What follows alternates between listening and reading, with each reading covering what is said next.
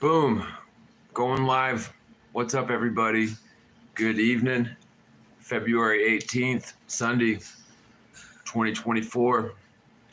John TheMorgile here, checking in. Going to be your host this evening for some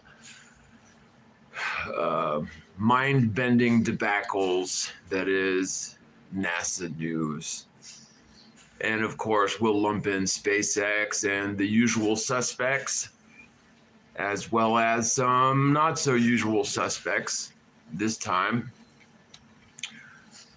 Going back in a little bit in time for the first Saudi Arabians in space, or at least first Saudi Arabians on the ISS. So we're going to get into a little bit of that from 2023. So that's, it's not exactly old news, but it did kind of take me by surprise because, I guess, so on the last stream that I did, I discussed a little bit of, the end of World War II and Operation Paperclip, and how, the United States, as well as Russia, clandestinely and secretly smuggled Nazi brain power and Nazi scientists over from the remnants of the Third Reich into the homeland, right? And it wasn't just NASA that was spearheaded by literal Nazis that were secretly smuggled into the country by our beloved government, but that is certainly the one that pertains to our cup of tea, right? And so, you've got the Werner von Braun, who was definitely the most high-profile Nazi that spearheaded NASA, but there were definitely others. And so it really does throw the context of World War II into an entirely different light, doesn't it? Because on one hand, you've got the Western Allied powers. Howdy, Brian Hawk. What's up, buddy? You've got the Western powers claiming that basically, that the Nazis were the epitome of evil. I did discuss a bit last week how there appeared to have been some major misconceptions and deliberate misunderstandings that have become official history at this point.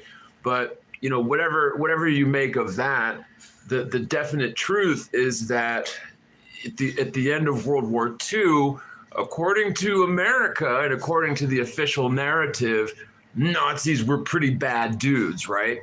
And so it is a bit of a surprise if you're just, one to adhere to the official narrative. It is a bit of a surprise to see literal Nazis given amnesty and full pardons, and not only full pardons, but also high-profile, high-paying positions in government subsidized and government funded positions, right? Not least of which NASA got a big chunk of these. And, on the other hand, you also had Russians that did sort of suck up power and mind power and science power from the Third Reich as well. And that all sort of coalesced into what was called the Cold War, now didn't it?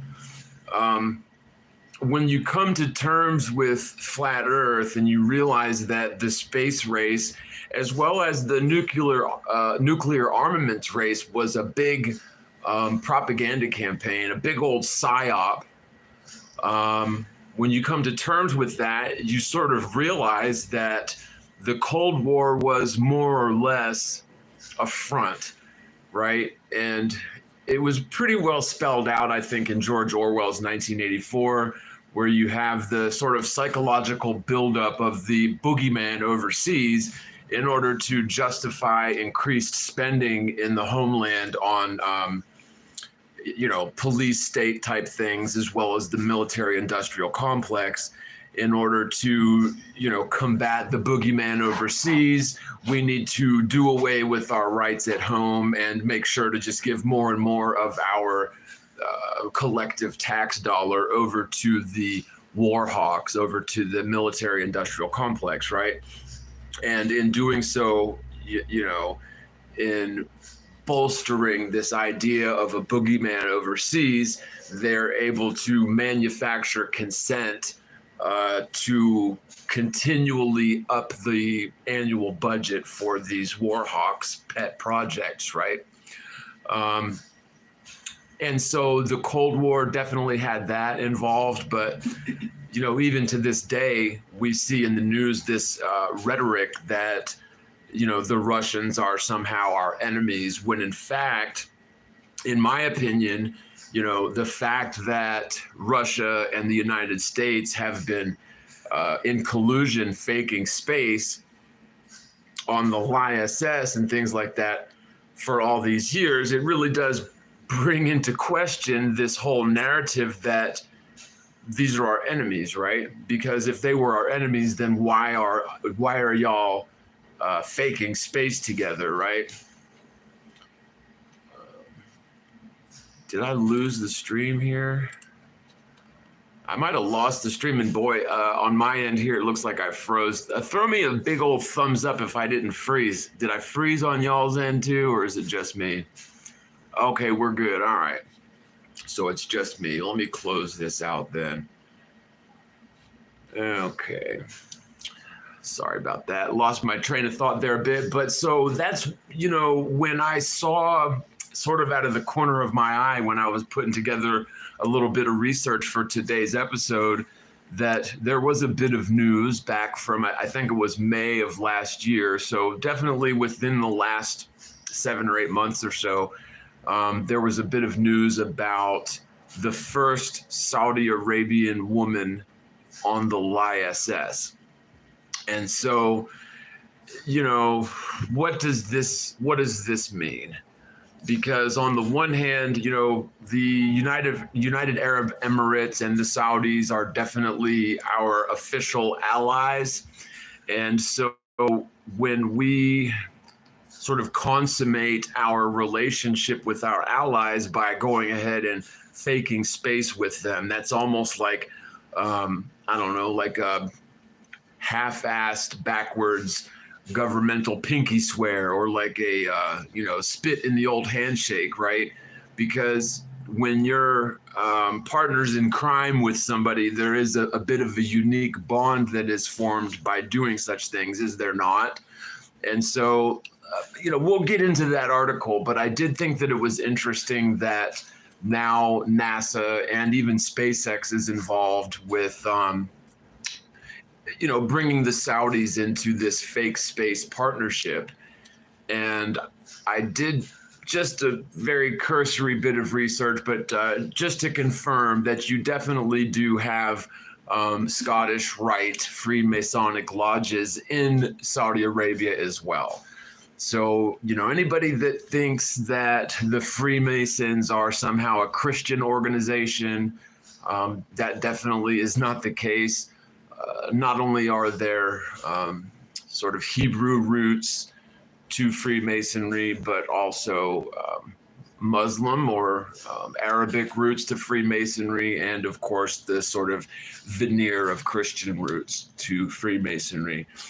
But yeah, lo and behold, there are definitely Freemasonic lodges in Saudi Arabia, and we all know that the vast majority, if not all. Dang, Lily, did she just fall? No. Was she on the bed? No. Okay, I thought my dog just fell off the bed, which is really high for her. Okay, sorry, y'all. Lost my train of thought there. Well,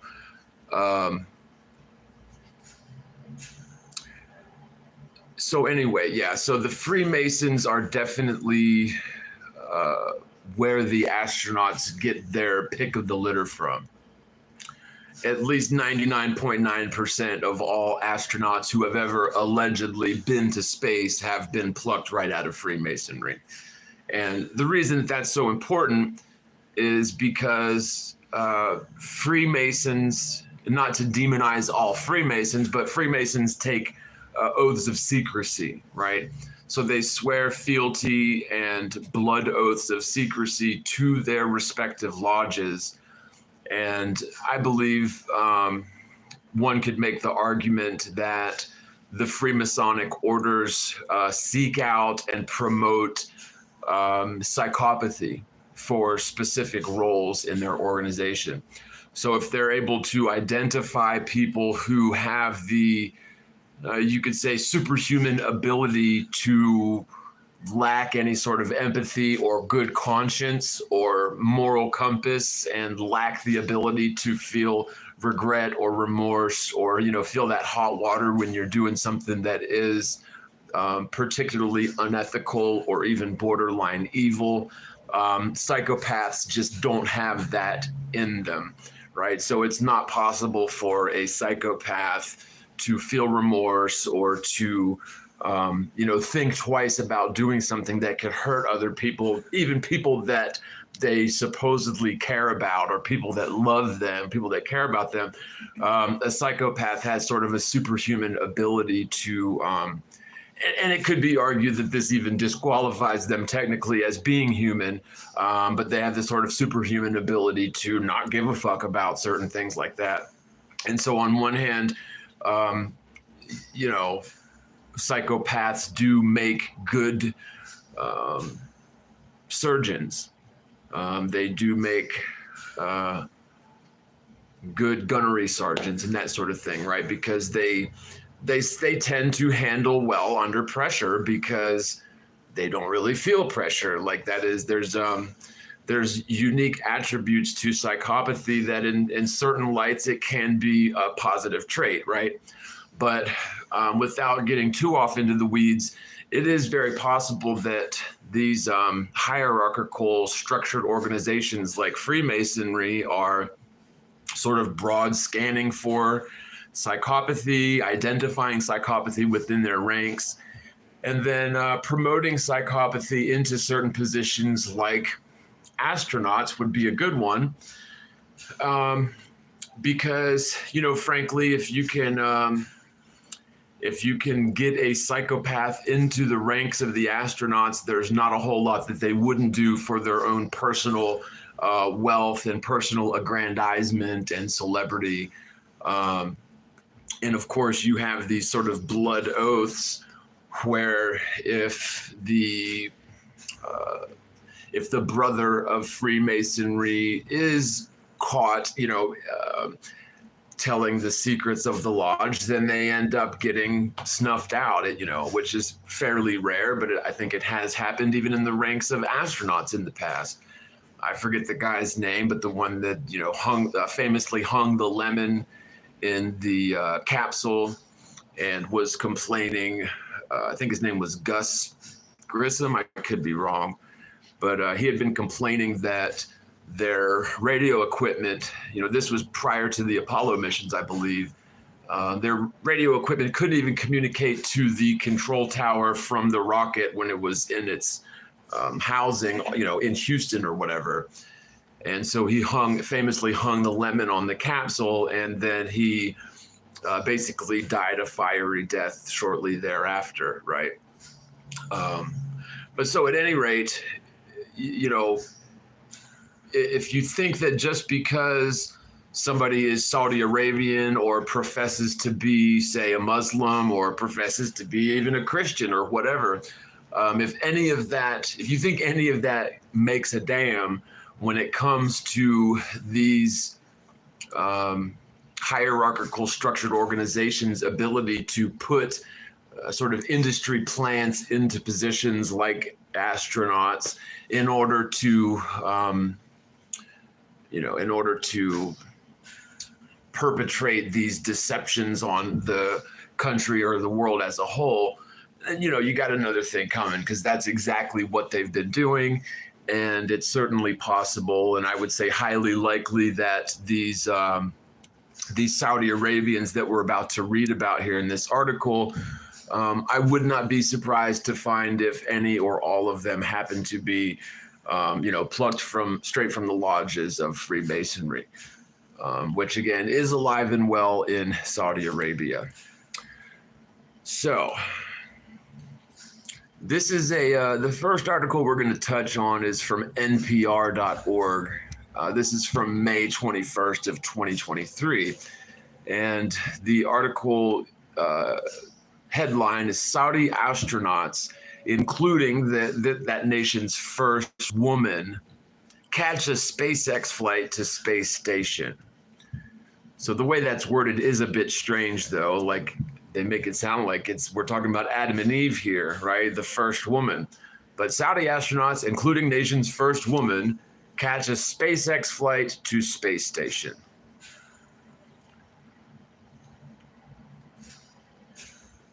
Cape Canaveral, Florida, Saudi Arabia's first astronauts in decades rocketed toward the ISS on a chartered multi-million-dollar flight on Sunday. So it looks like Saudi Arabia is getting involved in the money laundering scam that is NASA and SpaceX. SpaceX launched the ticket-holding crew led by retired NASA astronaut, now working for the company that arranged the trip, so SpaceX. Also on board, a U.S. businessman who now owns a sports car racing team. The four should reach the space station in their capsule Monday morning. They'll spend just over a week there before returning home with a splashdown off the Florida coast. Sponsored by the Saudi Arabian government, Rayana Barnawi, a stem cell researcher, became the first woman from the kingdom to go into space. She was joined by Al R. Carney, a fighter pilot with the Royal Saudi Air Force, probably a Freemason. I don't know. I wasn't able to find anything on that, but I'd be willing to bet really the bottom dollar that at least one, if not all of these people on that flight are involved somehow with Freemasonry, because it is just a recurring theme. And I guess I should explain just a bit. And I do have to say these caveats because there are a lot of people involved with Freemasonry that are neophytes or in the Blue Lodge, so up to Master Mason, where, you know, they're just sort of, for lack of a better word, like useful idiots for the lodge. They provide camouflage and cover, plausible deniability. It's basically a way for people to social network and get favoritism in terms of contracts and rub elbows with people that are connected. And it's a way for people to get a leg up on competition in a lot of ways. And in that regard, you know, they pay their dues. There isn't necessarily anything nefarious about most Freemasons, but the hierarchical structure as a whole, when you follow the chain of command up to the top or the pinnacle of that pyramid, if you will, it appears, in my opinion, that, you know, you're dealing with archonic entities, or like this whole thing of spiritual wickedness in high places. If not, the damn devil himself may sit at the very top of the pinnacles of Freemasonry, right? So again, that isn't to say that necessarily all Freemasons are evil, but I would say it's fair to say that most evil is a Freemason, if that makes any sense. So they're the first from their country to ride a rocket since Saudi Prince launched aboard Shuttle Discovery in 1985. Wow, back when Dr. Emmett Brown was sending Marty McFly back in the DeLorean. Isn't that funny? So in a quirk of timing, they'll be greeted at the station by an astronaut from the United Arab Emirates. Oh, so there's already allegedly an astronaut from the United Arab Emirates on the station. Isn't that funny? Quote, "This is a dream come true for everyone," Barnawi said before the flight. "Just being able to understand that this is possible. If me and Ali can do it, then they can do it too," end quote. Rounding out the visiting crew, Knoxville, Tennessee's John Schnoffner, former driver and owner of a sports car racing team that competes in Europe, and chaperone Peggy Whitson. There's a chaperone, Peggy Whitson? That's so funny. The station's first female commander holds the U.S. record for most accumulated time in space, 665 days and counting. So basically, you might as well just say 666 days. That's too funny. It was a phenomenal ride, Whitson said after reaching orbit. Her crewmates clapped their hands in joy. It's the second private flight to the space station organized by Houston-based Axiom Space. The first was last year by 3 businessmen with another retired NASA astronaut. The company plans to start adding its own rooms to the station in another few years, eventually moving them to and from a standalone outpost available for hire.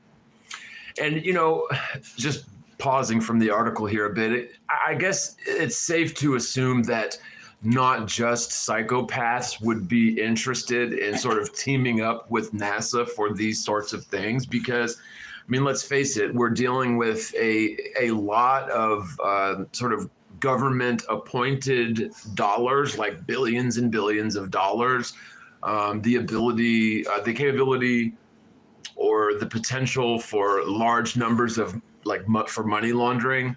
And so short of psychopaths, you know, any real good sort of dedicated capitalist, you could probably get on board with lying about fake space, you know, so long as certain guarantees and assurances are put in writing. You know, again, it doesn't take that many people at the top of these pyramidal power structures to be in on the hoax, right?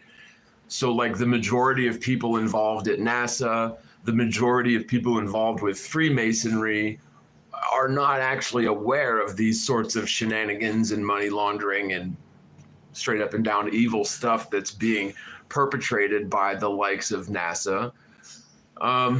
So, you know, I just think that NASA learned its lesson when they had the original crew from the Apollo mission, like the first guys to lie about going to the moon, you know, Buzz Aldrin, Neil Armstrong, and the other one, I'm drawing a blank.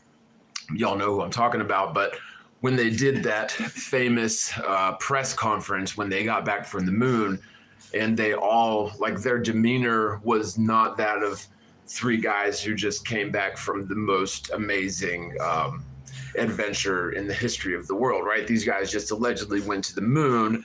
You'd think that they would be brimming with stories and to share that experience with the press, but you know, they were clearly, obviously lying, right? And if you read their body language, those guys were not having a good time lying about going to the moon to the American people, but you know, they were probably forced to do that lying. And so learning from that, you know, it makes a lot of sense that NASA would pick people to lie about going to space that didn't actually have a conscience. So psychopaths would be the perfect astro liars, wouldn't they? And I think one other caveat would be you do have the potentiality for implanted memories using hypnotism, hypnotherapy. So there is like a chance that all of these modern astro liars actually do think that they went into space and went to the ISS, but they didn't actually go. They were just hypnotized and convinced that they went. I mean, that's entirely possible in my opinion. Okay, so back to the article. Axiom won't say how much Schaffner and Saudi Arabia are paying for the planned 10-day mission. The company had previously cited a ticket price of $55 million each. $55 million a ticket. NASA's latest price list shows per person per day charges of $2,000 for food and up to $1,500 for sleeping bags and for other gear. Need to get your stuff to the space station in advance? Figure roughly $10,000 per pound, $20,000 per kilo, the same fee for trashing it afterward. Need your items back intact? Double that price. At least the email and video links are free. The guests will have access to most of the station as they conduct experiments, photograph Earth, and chat with school children back home, demonstrating how kites fly in space when attached to a fan.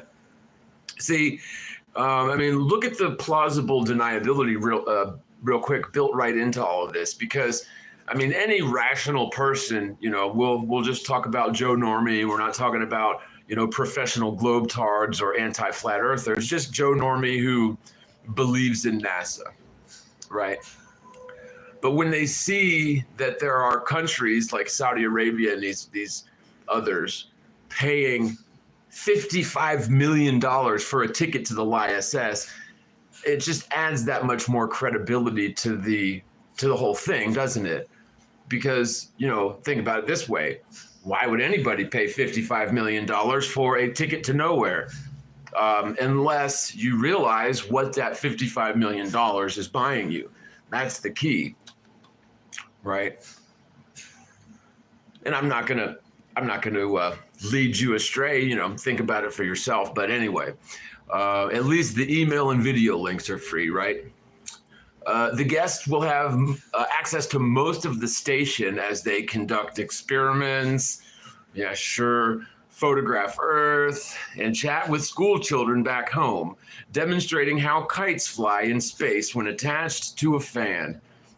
That's so funny, because isn't that what they do, though? Isn't that what astronauts just always seem to do? Whenever they're up in space, one of the most important things they can do is video chat with school children, right? Because, you know, when you're spending $55 million to go to space, who else would you talk to on voice video chat, right? It's got to be school children.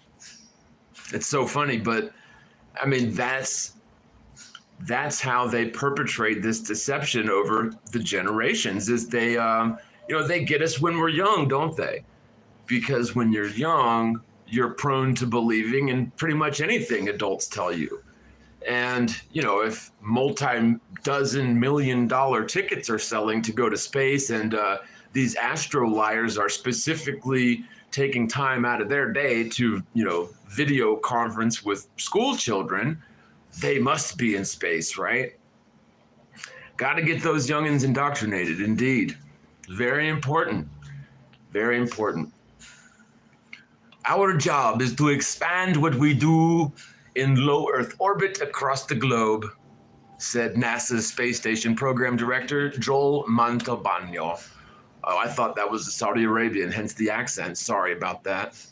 SpaceX's first stage booster landed back at Cape Canaveral 8 minutes after liftoff to be recycled for a future flight.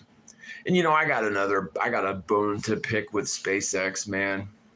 Because I'm sorry, I just don't believe for a second that they're re-landing those rockets backwards, right? I mean, I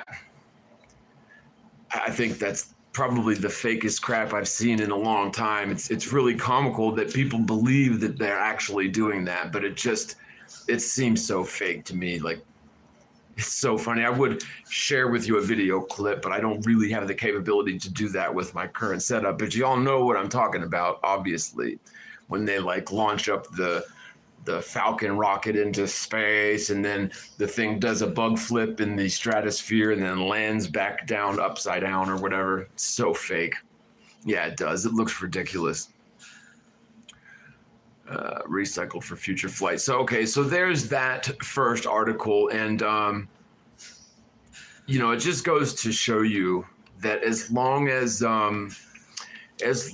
we live in a system that the money is basically the monetary systems worldwide are run by essentially demons, then they have the capability to dump money into whatever they like. And so there's always going to be a lot of money in this great deception that is fake space. It's very important to the spiritual wickedness in high places, for whatever reason, that that people, and especially children, are convinced that space is, you know, where our future's at. Now, again, when we know better, when we realize that that's all nonsense, space is like the least important frontier because we're never going up there. I mean, sure, it's interesting to study the lights in the night sky, and it would be nice to have, certain answers about what's going on up there. But I mean, in my opinion, the human achievements are going to be done here on the ground in reality, not up in the sky. I mean, that's absurd, right? Absolutely absurd.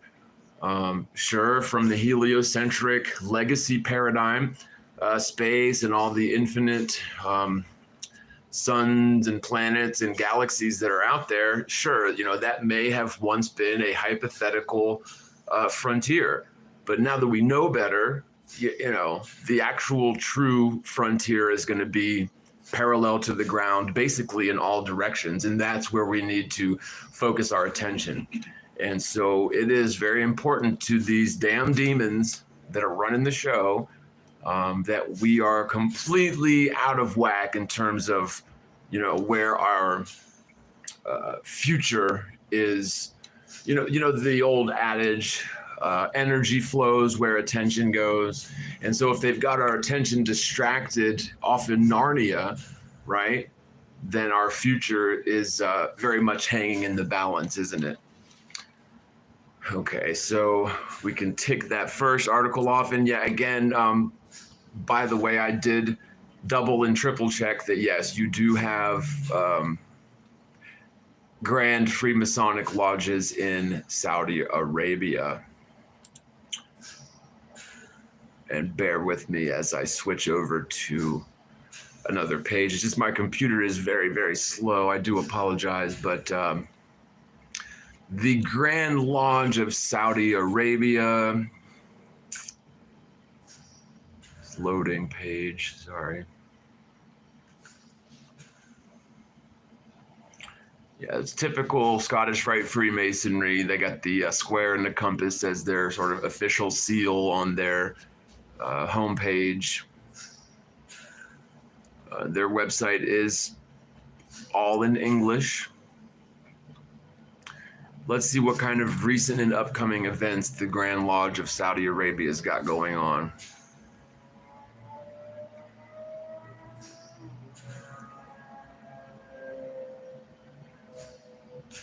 Come on, baby. We're going to get there, I promise. We're going to get there.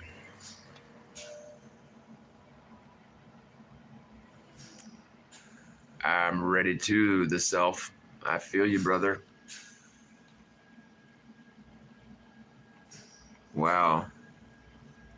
So there's just an ad playing in a loop of like people making out on this. It's really weird. I've never seen an ad like this. Just a loop of these two people making out. Okay, so this seems like just a dead page or something. There's just really none of these links seem to work. But so right at the top of this Saudi Arabian Grand Lodge, says there's an ad. It says Taylor Swift's private island cost her $17.75 million, and this is what it looks like. So you mean to tell me that they're even shoving Taylor Swift down the fucking Saudi Arabians' throats? Or maybe it's because they're looking at my IP address when they sell their ads to me. I don't know. Anyway, okay, I'm just going to close that out. But yeah, so as far as I can tell, the Grand Lodge of Saudi Arabia is just like a very half-assed dead website. Okay. Okay, so here was the main thing. One of the main ones that I wanted to talk about today is updates on Benu, our friendly neighborhood asteroid samples.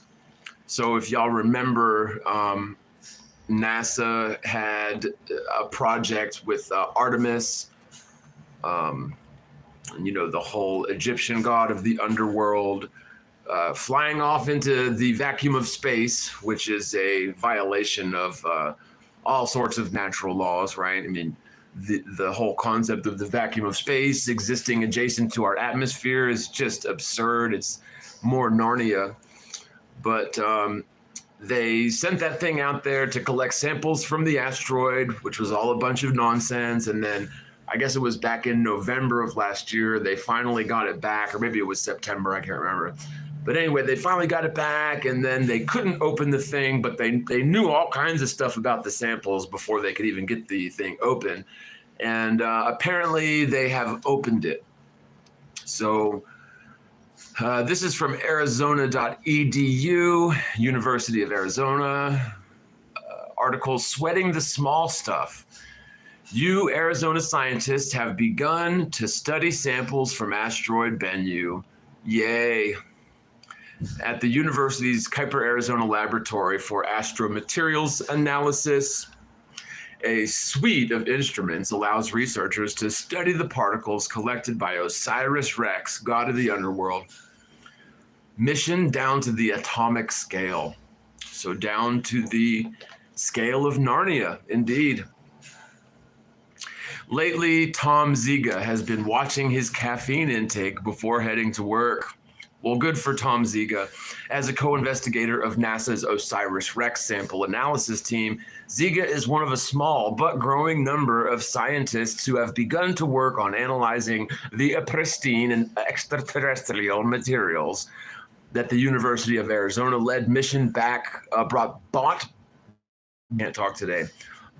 back from Benu, a near-Earth asteroid thought to be a leftover from the formation of the solar system 4.5 billion years ago. And you know, isn't it amazing how NASA and these astro liars can tell you so much about a rock flying around in space that they didn't even know existed until very recently? They haven't even gotten the samples back and looked at the samples from the thing yet, but they know how old it is. They know where it's from. I mean, it's just such absolute nonsense. I mean, they're really laying it on thick with this. But anyway, back to the article. Some particles in the Bennu sample are tiny. Ah, Christ, they're tiny, barely visible with the unaided eye, and manipulating them requires a very steady hand, said Ziga, a professor of planetary science at the U Arizona Lunar and Planetary Laboratory. Yeah, I guess it does require a steady hand, right? Because the smaller something is, the steadier your hand has to be, you know? And when something is so small that it doesn't actually exist, that's about as small as you can get, ain't it? So small that the damn thing ain't even there at all, right? So you better have a pretty damn steady hand is what I'm trying to tell you. Quote, this is a quote from one of these champions. I sometimes joke with my students about this. If you've not had enough caffeine or too much caffeine, your hand might be somewhat shaky. And the smaller the particle you're working with, the more careful you obviously have to be, he said. Currently, his team at LPL has been allocated about 200 milligrams of the sample from Bennu, roughly 7/1000th of an ounce. So they just got 200 milligrams, which is like, what, like a key bump or something? I don't know. Not much. Thanks to the extremely sophisticated equipment at UAZ, the Kuiper, Arizona Laboratory for Astromaterials Analysis, they can extract a wealth of information from sample particles down to the nanogram, even picogram level, referring to a billionth or a trillionth of a gram, respectively. So why did they bother giving them so much, right? They gave them an entire key bump. They didn't need to give them but a fraction of that, right? The team's main interest lies in how these materials found on the asteroid came to be and what clues they hold for the origin of the planets, including Earth. 1/4 of the sample, which is being curated at NASA's Johnson Space Center in Houston, may be allocated to the members of the mission's science team who are spread across the world, while about 70% will be preserved for researchers outside the mission team and for future generations, much like what was done with the rocks and soil brought back by the astronauts of the Apollo moon landings, according to Ziga. So they haven't even divvied it up yet. I mean, they really are dragging their feet on this, folks, aren't they? I mean, I'm just saying, like, they've, how long does it take to divvy up a few grams of astro dust, right? Quote, NASA preserved a large fraction of those samples for subsequent generations of scientists to look at. And we're still doing groundbreaking science on lunar samples that were brought back in the late 60s and 70s, he said. Wow, and what have they accomplished? Like, what is the end game here? What sort of progress is being made? Like, I don't understand. Where's the return on investment for all of this alleged science, right? He says, just like the instruments we have now surpass the instruments that they had available at that time, in the future, we'll have instruments that surpass those that we have now. Okay. What makes these samples unique and precious is that they were collected at the place they originated, unlike meteorites, which don't make it into the lab until after making a long journey to Earth's surface. Well, look, I'm here to tell you, the dust that NASA sent you had to have been from Earth. There's no such thing as asteroids flying around in space, you guys. Space doesn't exist. It couldn't. Sure, you have lights in the sky above us, but it's not an infinite vacuum filled with terra firma destinations and other suns and other planets. That's bullshit. It's demonstrably bullshit, okay? Infinite space and the Narnia involving the vacuum of infinitude, the lie, this great deception, it is all hinging on the Earth being a spinning ball, right? The heliocentric model necessitates the Earth be a spinning sphere, right? So now that we've demonstrated and shown umpteen million different ways with a never-ending mountain of evidence, now that we've shown that the Earth doesn't have curvature, it's not a sphere of any sort, never has been, and it's also not in motion, then the Narnia nonsense involving infinite space and these sky vacuum fairy tales goes right out the window with it. And along with that goes asteroids. I'm sorry to say, the asteroid belt is fantasy, right? And so whatever key bump of dirt that NASA sent the University of Arizona is dirt from Earth, okay? It has to be. And, you know, perhaps maybe there is some physical material up there in the firmament. I don't know, perhaps. Like, I'm not gonna discredit that altogether as a possibility. I've never been that high. But I'm willing to bet that it's not going to be dirt, right? Like, you may have some lighter than air gases that have coalesced and condensed into some sort of frozen crystalline substance or something like that. So when you have things falling to Earth like meteor showers or even, you know, trace so-called asteroids flying through the sky, you know, perhaps that is precipitation of the firmament, right? Precipitation of these lighter than air gases like hydrogen or helium, and that finds its place of equilibrium high up in the stratosphere and condenses, coalesces, maybe crystallizes, and at sometimes, key times, you have meteor showers, which is the precipitation of that. So I think that is highly possible, and I think that's probably something along the lines of what, you know, asteroids and meteors are. But in terms of these, you know, planetary remnants or these terra firma, you know, chunks of dirt and rock flying around in the sky, I don't know. I think that's probably bullshit, y'all. I mean, because it, like, really, if you study these craters, these meteor craters, asteroid craters or whatever, crater park, those appear to be under the surface bubbling ups of gases like probably methane or something along those lines, because you never do find the meteorite, right? That's always conspicuously missing, isn't it? So at any rate, we've kind of gotten off into the weeds, but it just really it gripes my ass that these astro liars are just raking us over the coals, man. The majority of people are totally fleeced, getting robbed left and right for what is supposedly science that, you know, most of these people couldn't science their way out of a paper bag, I'm sorry to say. So again, they say what makes these samples unique and precious is that they were collected at the place they originated, unlike meteorites, which don't make it into the lab until after they take a long journey to the Earth's surface.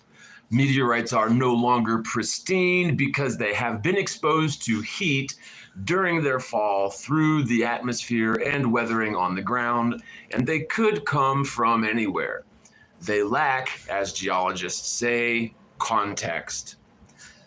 And, you know, maybe we will find, and I hate to appeal to the future like this, but it's been so long since this thing has come back and we still don't have any real data from the samples. But maybe we will find like the University of Arizona or some of the other entities that analyze these samples. Maybe we'll find some honesty and these people will be like, well, as far as we can tell, it's just regular old dirt from Earth, you know? But that remains to be seen, doesn't it?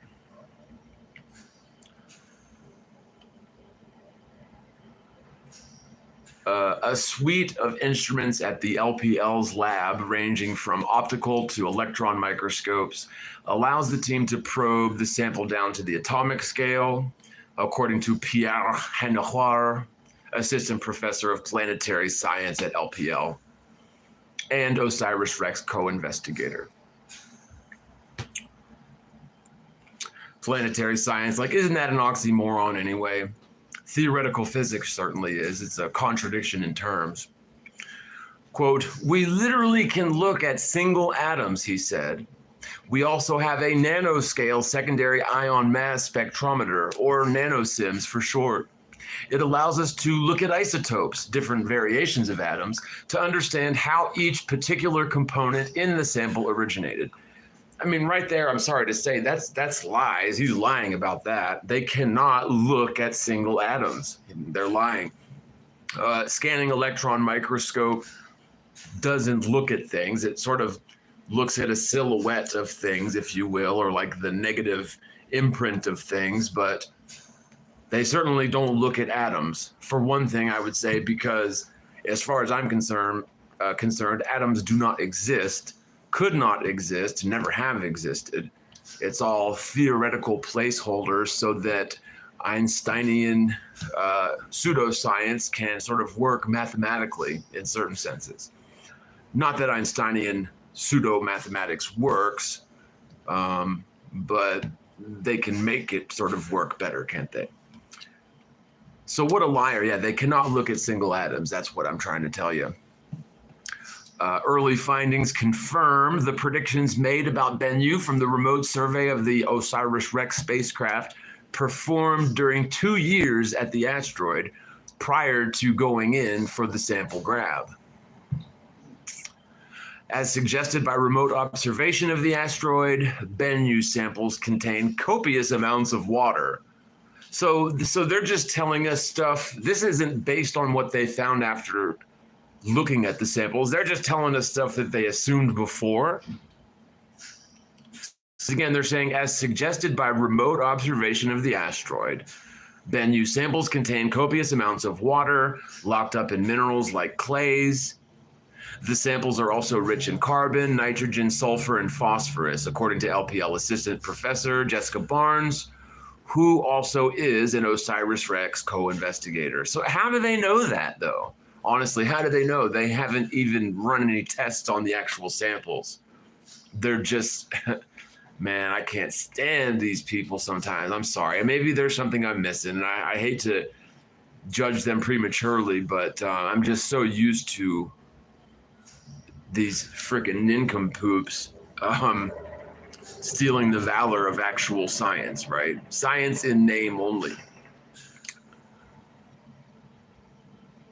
Quote, the abundance and isotopic composition of these and other elements will allow us to investigate where in the solar system Benu's parent body formed and from which constituents, she said.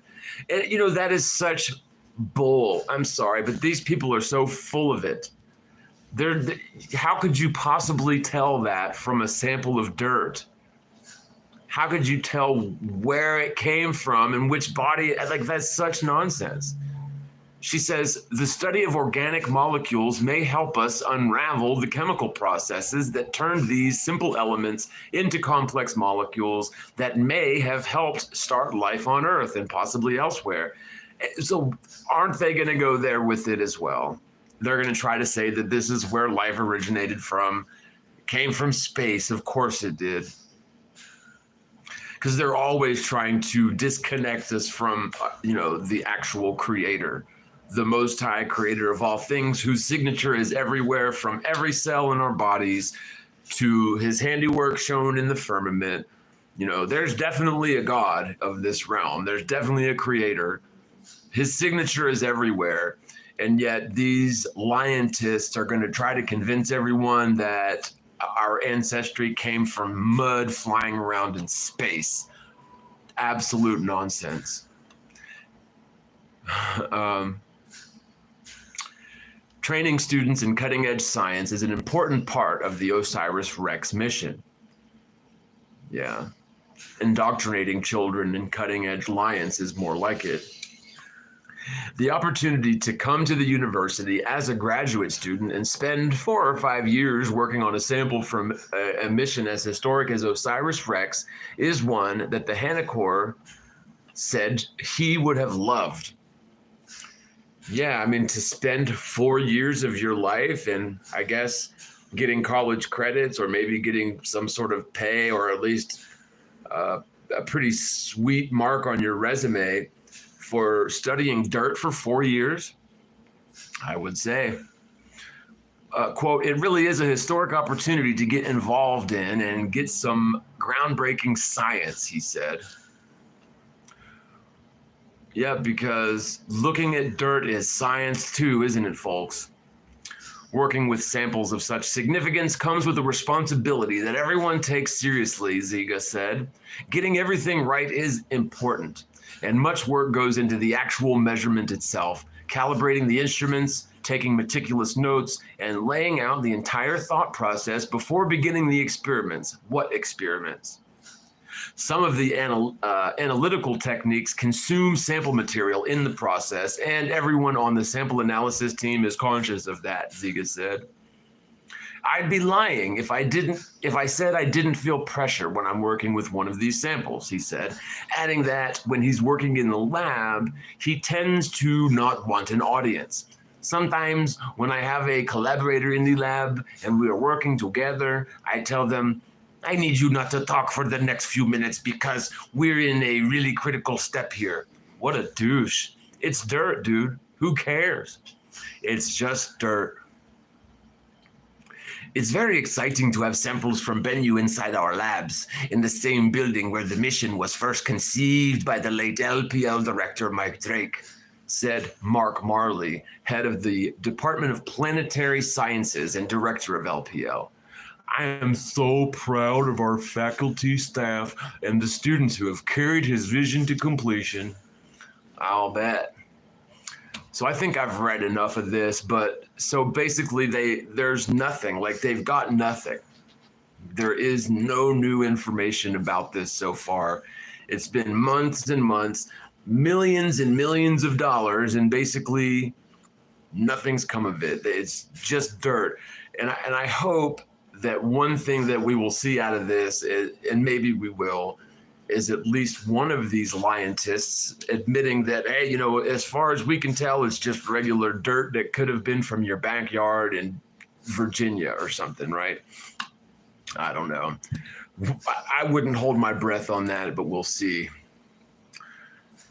Okay, a few more things here. So let's move over to, so here, this is a more recent article, more of the same, I think, but the headline is NASA's final tally shows the spacecraft, or the Limobile, returned double the amount of asteroid rubble.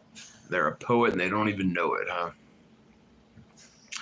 NASA has finally counted up all the asteroid samples returned by spacecraft last fall, and it's double the rubble return goal.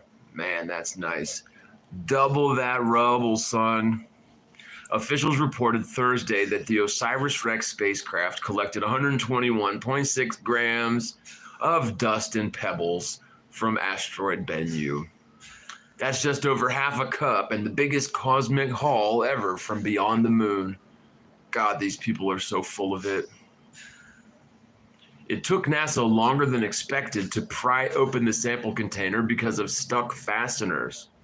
The black, carbon-rich samples, the first ever collected from an asteroid by NASA, are stored at a special curation lab at Houston's Johnson Space Center. Just pausing this here just for a moment. You know, isn't it funny that I guess about a year prior to this, or within the year prior to this, it was, I believe, the Indian Space Agency who allegedly went to one of these asteroids and collected samples and, you know, did whatever they do with that dirt. But for all of the money and man hours and tax dollars, blood, sweat, and tears that goes into NASA and SpaceX and all the other space agencies, none of them did anything like this in terms of collecting samples from asteroids until India did it. And then once India did it, it's like, oh, now NASA has to do it too. Like, it wasn't good enough that they already had samples from a different asteroid. NASA had to spend just billions and billions of dollars to do it as well. And to what end, right? Like, what are they, on the best possible outcome, like, what do they plan to accomplish with this? And again, like, I guess I already know, they're trying to completely divorce people from the concept of our divine origins, the creator, and our, you know, potential relationship with the creator. It's in my opinion, it's a travesty. Like, I truly and wholeheartedly believe that human beings are supposed to be in direct communion with the Most High Creator. But that requires a certain degree of faith, right? Which is very hard to accomplish for your average person, right?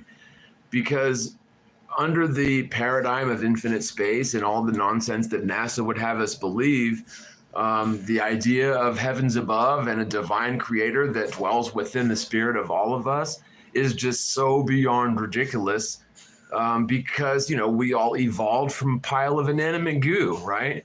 I mean, that's where they're going with this. And they want to convince everybody that, you know, life is a chemical accident. There is no real rhyme or reason for any of it. Earth is just a speck of dust flying around in space. And really, even the sun that we think of as like the biggest part of our solar system is just sort of a mediocre, below average star. It's not, even the sun ain't that special, right?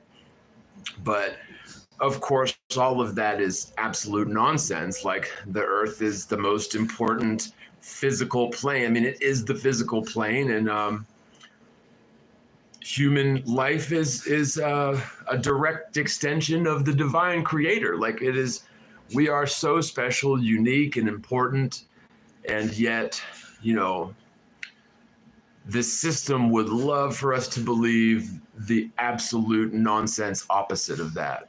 They would love for us to believe that life is a, you know, happenstance, accident, incidental, right? Yeah, OSIRIS-REx returned the samples last September, 3 years after gathering them from the asteroid. The haul for the billion-dollar mission would have been greater, but rocks jammed the lid of the container following the grab, and some samples floated away. The spacecraft is on its way now to another space rock, but that will involve only a flyby with no stop for samples. Well, then what's the point, right? Okay, so that's wrapped up the AP article about Benu. Oh, I thought this was kind of funny, interesting and funny headline. So let's touch on this real quick, if I possibly can. Come on, baby.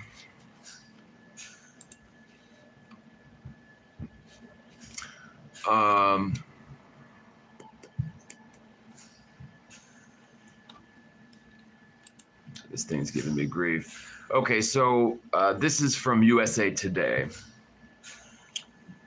From this month, February 16th. NASA's Mars mission means crews are needed to simulate life on the red planet. How to apply. I want to apply for this, so y'all tell me what you think. I'm so applying. I'm sure NASA will give me a job. Okay, so if you're up for a year-long space mission, then NASA might just have the job for you. The space agency said Friday that administrators are seeking applicants for NASA's next research assignment, one that simulates the challenge of a mission to Mars as a way to guide future plans for human exploration of the red planet.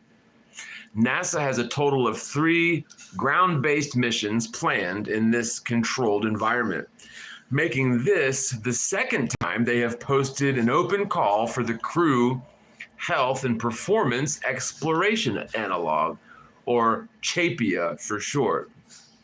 With the first CHAPIA crew more than halfway through their year-long mission, NASA is using research gained through the simulated missions to help inform crew health and performance support during Mars expeditions, the agency said in a release.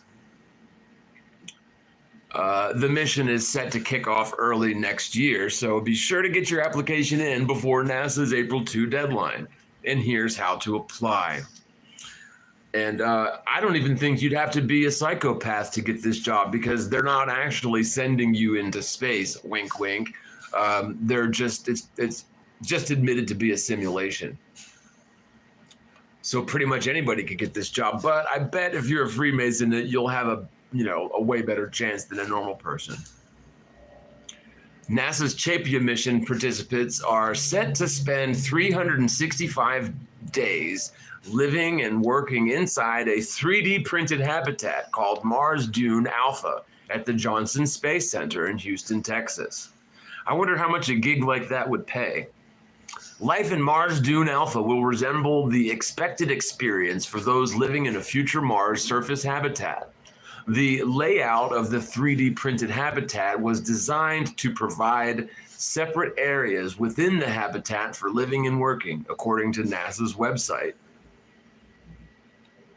The challenges of a mission on Mars will be simulated through resource limitations, equipment failures, communications delays, and other environmental stressors in habitat, the agency said. I wonder if you can smoke a cigarette on Mars, right? I doubt it.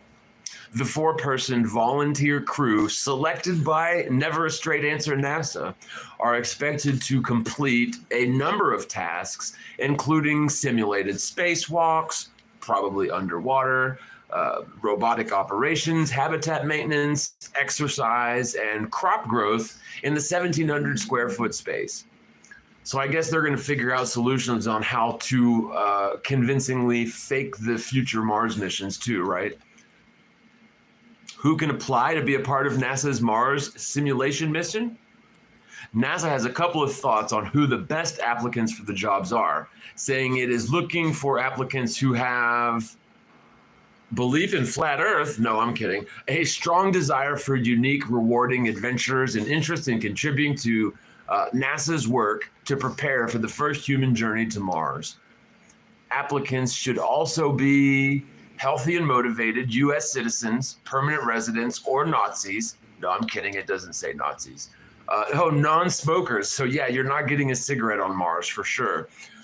Between 30 and 55. Hey, I could do it, man. I just have to quit smoking, right? Proficient in English for effective communication between crewmates and mission control. I speak a little Spanish too, and I damn sure speak English. That being said, NASA will follow additional standard criteria for astronaut candidate applications for the CHAPIA simulated mission, meaning that interested applicants should also have relevant education and work experience to be considered. Oh, really? Relevant work experience? Sure, I have work experience in going to Mars simulation for a year. Now seriously, how could there be relevant work experience for that? Like, I've built houses, I've built hospitals and schools, I've waited tables. Let's see what else. I've done lots of work, but I can't say that I've ever been to Mars simulator for a year. That's crazy. I would apply, but I don't think I want to waste my time. Additional details on NASA's applicant criteria can be found on the space agency's website. Compensation for mission participation is available, with additional details set to be provided during the candidate screening process. And so they're going to pick 3 people, right? How do I apply?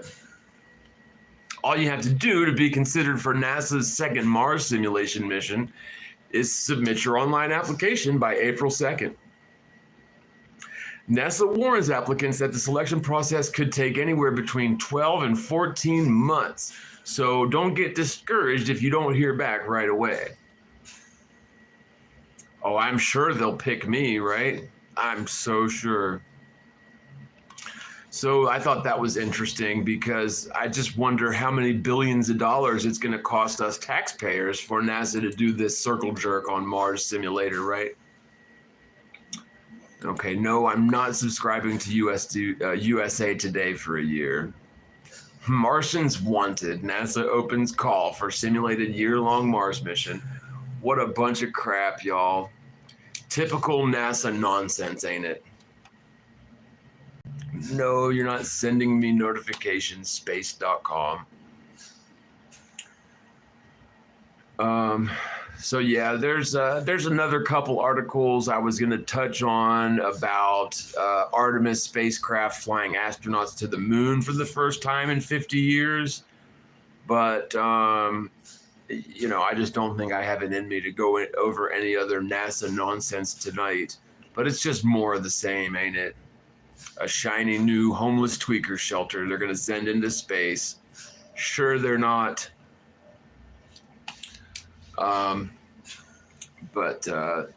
You guys, before I sign off on this one, it makes you wonder, like, when you see how just totally arrogant and inept our Congress and House of Representatives are. I'm no big fan of Joe Biden, and I've never been a big fan of Donald Trump either. I believe the Republican Party and the Democrat Party are 2 wings of the same beast that has been corrupted and overtaken by money men and robber barons long ago. But, you've got people in there, like, look at Nancy Pelosi, multi-millionaire, like up in the tens or hundreds of millions of dollars. I think Nancy Pelosi's worth like $250 million or something, on a salary of, House of Representatives, which is like $100,000 a year or whatever. I mean, clearly these people are bought and paid for. If their sort of antics was, if they displayed their sort of antics back in the day when this country was being founded, they probably would have been lined up against the wall and summarily shot.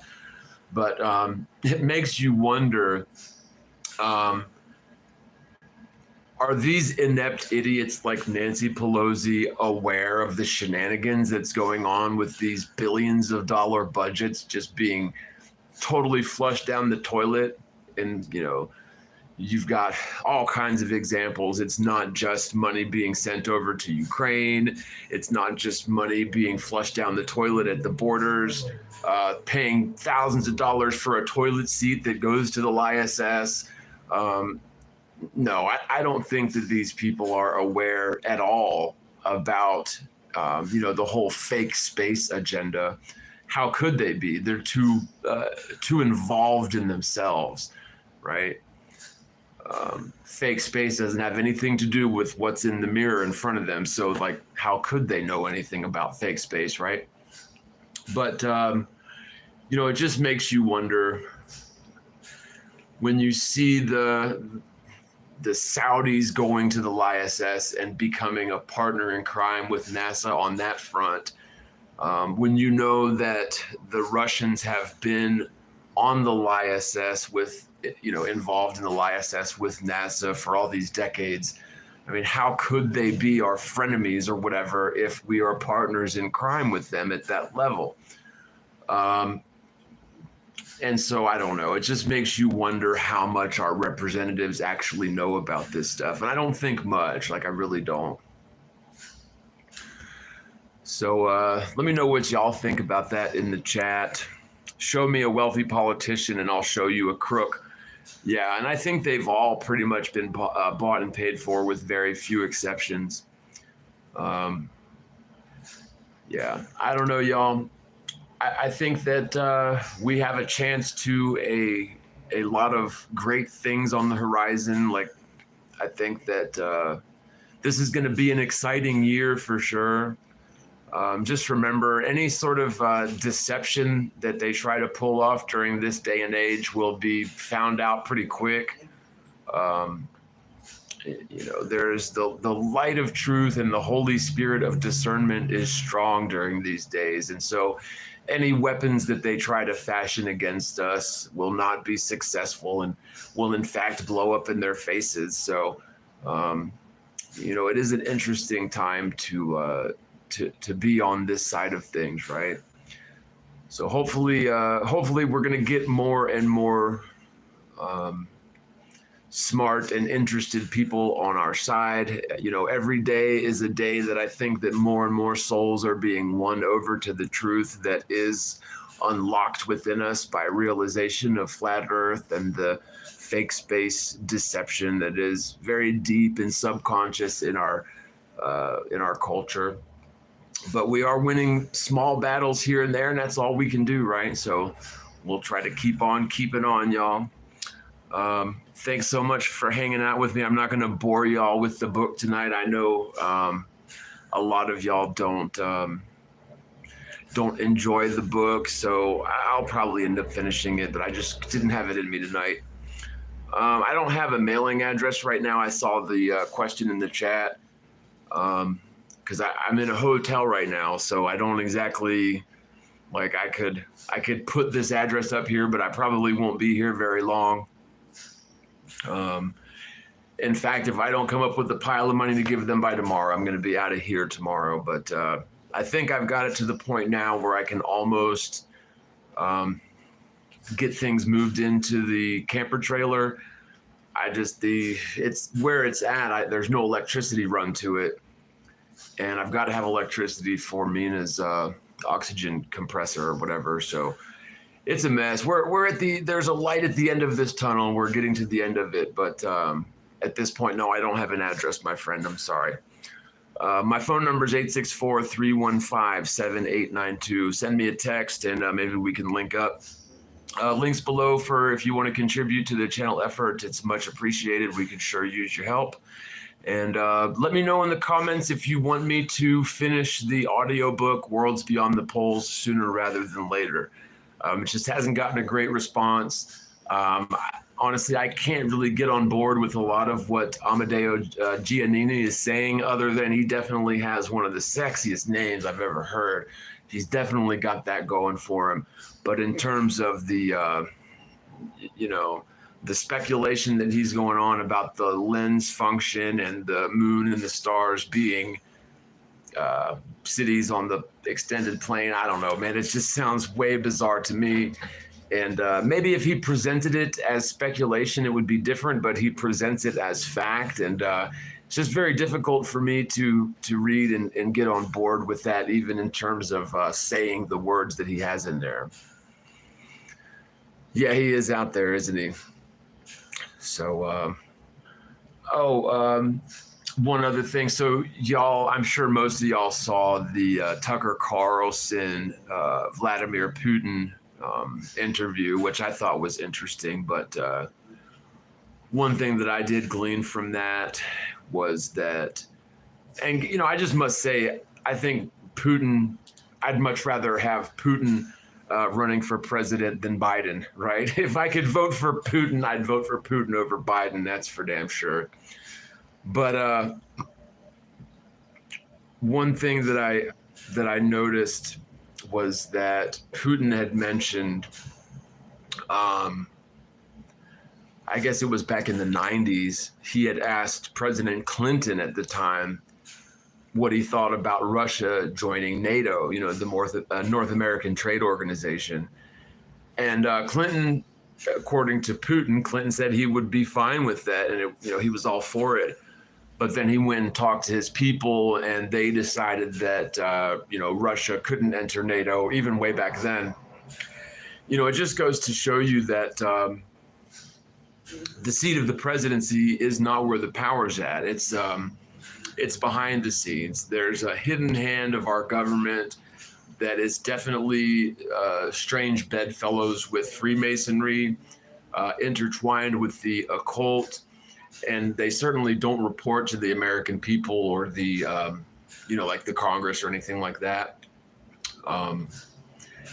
But thank God that we do have little tidbits like that hitting our waves, hitting the waves, because we're getting closer and closer to a totalitarian government and a complete media blackout, because the media that we get is curated and owned by such a small number of very wealthy organizations.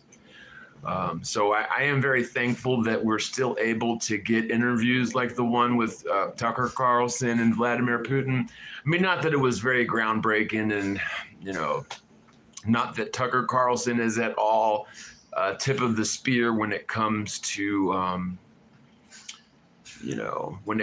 exposing anything that we didn't already know. But I thought that was interesting, and like I said, if I could vote against Biden with Vladimir Putin, or let's say Trump put Vladimir Putin on his ticket for vice president, I would probably vote for Trump even then. But other than that, I'm not voting for anybody. I'm not getting my dog in this fight because I don't trust either of them. Sorry. All right.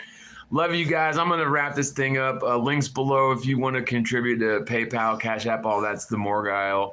Hopefully I've got my place to live squared away this month, man. I'm trying. We're getting right to the end of it, and it's been a long road to hoe. So hopefully we're done with this chapter. It's just, man, it's so expensive to be homeless. Like, you have no idea. Like, you can't cook your food. You can't store food.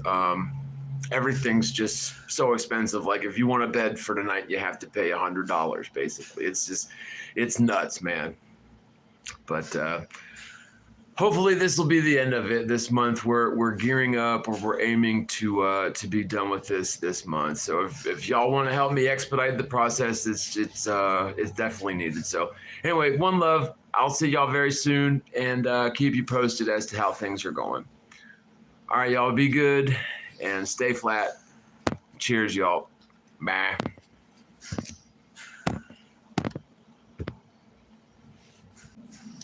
Oh, wow.